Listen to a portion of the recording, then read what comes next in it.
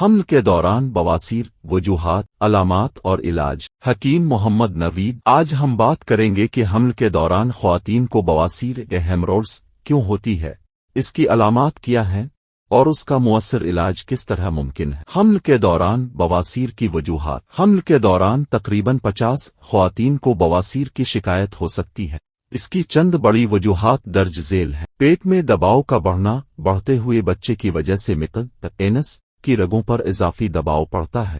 قبض، کانسٹیپیشن، آنتوں کی حرکت میں سستی کی وجہ سے رفع حاجت میں مشکل پیش آتی ہے، جس سے بواسیر کے امکانات بڑھ جاتے ہیں۔ ہارمونی تبدیلیاں۔ حمل کے دوران ہارمونی تبدیلیاں خون کی گردش پر اثر ڈالتی ہیں، جس سے بواسیر کی شکایت ہو سکتی۔ زیادہ دیر بیٹھنا یا کھڑے رہنا، جسم میں خون کی روانی متاثر ہونے سے مقعد کی رگوں پر دباؤ بڑھ جاتا ہے۔ بواسیر کی اقسام۔ ایک، اندرونی بواسیر، انٹرنل ہیمروڈز۔ یہ مقعد کے اندر بنتی ہے اور اکثر زیادہ تکلیف دہ نہیں ہوتی، مگر بعض اوقات خون آ سکتا ہے۔ دو، بیرونی بواسیر، ایکسٹرنل ہیمروڈز۔ یہ مقعد کے باہر نمودار ہوتی ہے اور شدید درد، سوجن اور خارش کا باعث بن سکتی ہے۔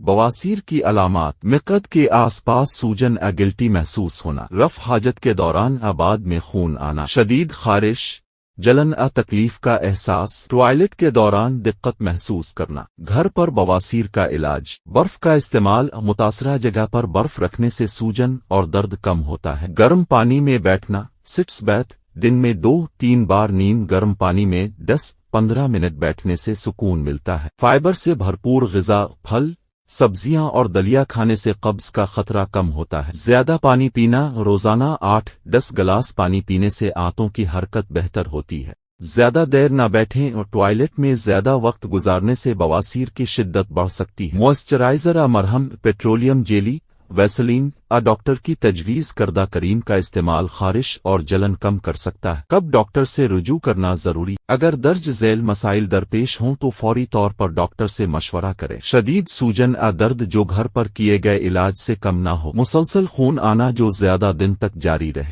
رفع حاجت میں شدید مشکل یا جلن جو وقت کے ساتھ بڑھ رہی ہو۔ بخار یا انفیکشن کی علامات جیسے بخار، شدید درد یا پیپ کا آنا۔